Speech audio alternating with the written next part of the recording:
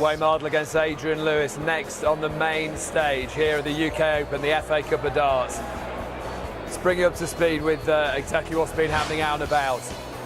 Board number 5, nutty Nigel Burge from Stoke, putting out the two-time world champion, Dennis Priestley. Nigel, I thought you were going to cry. Close to it, very close. Big moment. That was an amazing game. Big moment. He's one of the best, isn't he? Yeah. Dennis is one of the best. Got a lot of respect for Dennis, and I didn't expect to beat him. When I got there, I missed doubles, and it's amazing. Absolutely amazing. It was a pretty tight game. I think you went ahead at 5-4, and then not again until you got to the 7th leg, and you got to the 8th one. And then you held it. You had darts for the game. Yeah. Then Dennis came back. He came back. That's Dennis. He's a wily old customer, and he will never let you lie down. And he hasn't let me lie down, and I haven't let him lie down, though. You know what I mean? I've given it my best and got there. And you're in the hat for the next round. Well I'm in the done. hat for the next round. Thank you very much. It's of him and his daughter, you can see in the background. Gary Mawson beat Barney the US Open. Now he's been the ace of hearts, Alex Roy. Board 3, Alan Tabban, always a danger. Put out Paul Cooper, the decorator from York. Alan, 9-7. Are you happy with that? Yes, obviously, because I've got through. Wasn't too happy with my performance. Topsy-turvy game, wasn't it? Well, I mean, to be fair to Paul, every finish, he took a lot of finishes out with his last dart. You're hoping you get another shot. Yeah. I'm on double top, and he needs one dart at a double, and he hits it. And that happened about 3 or 4 legs on the run.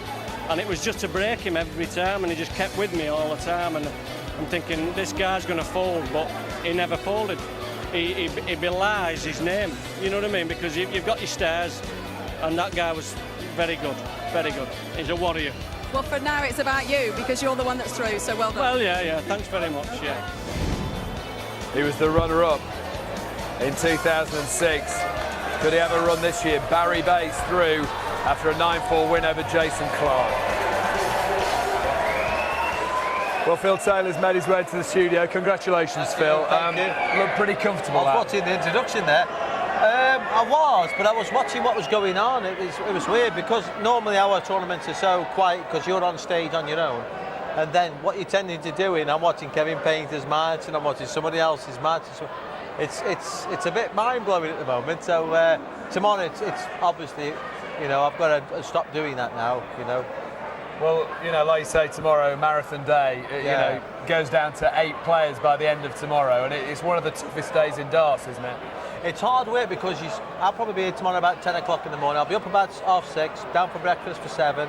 I'll be here for 10, practice till about 1. I could be on, I'm not sure, I might be on at 2:30, I don't know, see. So I'll be practicing 3 or 4 hours and then getting ready for my game. So yeah, it is difficult, it is very warm in here. I'm all right with the heat now, but it's a long day tomorrow, so you've got to qualify for Sunday, and then that's where the fitness comes in then. Rod Harrington asked the question in commentary. He said, where does Phil Taylor, 20 years at the top of the game, get his motivation from? What motivates you these days? Motivation? I know, do you know, it's a silly question to ask, really, because I think the motivation's in you. Do you know what I mean? It's like saying to Roy Keane, what motivates you? It's not money, it's winning. It's in the psyche, is it? Yeah, it's winning titles and competing against, I think, the best players in the world. Do you know what I mean? They're the top players, and they're raising their game every week. So, it's no good winning the Premier League. That was a great win, but you're only as good as your next game, and I think the next game was tonight, and I didn't play half as good. Well, not a fraction as good as what I did against James Wade tonight. But that's just one of them things, not everybody's concentrating on your game. It's very noisy down there, and you could be on an important shot and a big roar will go up from the back. So because I'm a nosy, see, I want to know what's going on. I'm very looking over the garden fence. I've got netting what goes like that, the neighbours, so I want to know what's going on. And I want to ask you, with 100 grand you won in the Premier League, have you bought yourself any little treats? No, I don't think I have. No. Straight in the bank, No, still down the gym. My cousin Wayne, big dinner Wayne, we still go down the thingy and we do every day the same thing, you know what I mean? We practice, we're very dedicated in what we do. Sean's practicing with me every day, and it's a boring life really, but it's a life that I enjoy. Do you know what I mean? I know you keep fit, so you like it. So it's a life that I've gone into now, and I enjoy what I'm doing. You did win a ranking tournament over the last year. Yeah. Is that in the back of your mind? You're thinking, come on, this is the one, this is the opportunity. Well, yeah, obviously I want to win. I want to win the tournament. I'm here to win the tournament if I can. Do you know what I mean? Obviously, you've got cracking players who have been practicing as hard as what you have. You know, it's easy to say that I can win this tournament. Of course I can, and so can Barney, so can James Wade, so can Adrian Lewis. There's about there's probably 30 or 40 players what can win the tournament. So it's not that easy, but the 30-40 players are knocking each other out, so the field's getting smaller now. Yeah. So it really is a fantastic format, this is. Quick word about what's happening behind us. Adrian Lewis just getting ready for his match against Wayne Mardle. That is it's one of those, it really is. Adrian's been practicing upstairs, been practicing brilliant. Wayne's been concentrating this time. Normally he's bouncing, talking, jumping around, but I think Wayne's up for this. So it's going to be it's a 50-50 match, this one. If you had to choose, though, obviously you would go with Adrian, would you? I think the only thing is Adrian can finish under pressure, and I think sometimes Wayne can miss under pressure, or Wayne can be absolutely fantastic. So I don't know. I think the scales are balanced now. And both looking for that elusive first major win as well.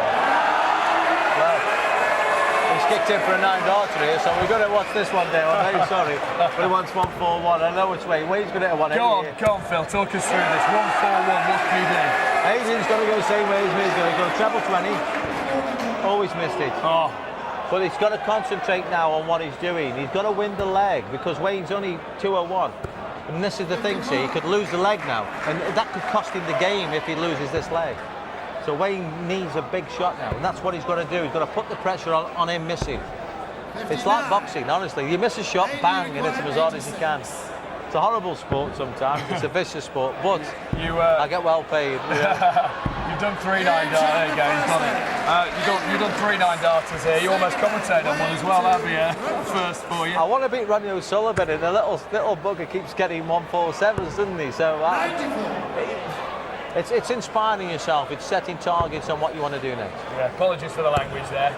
Oh, bugger. I didn't know that was a swearing. Yes, it is. You can't say it. Be quiet. My mother's been calling that since I was 2-year-old. Enough. Apologies if you're offended. Let's go to the main stage there. Nigel and Sid Waddell in commentary.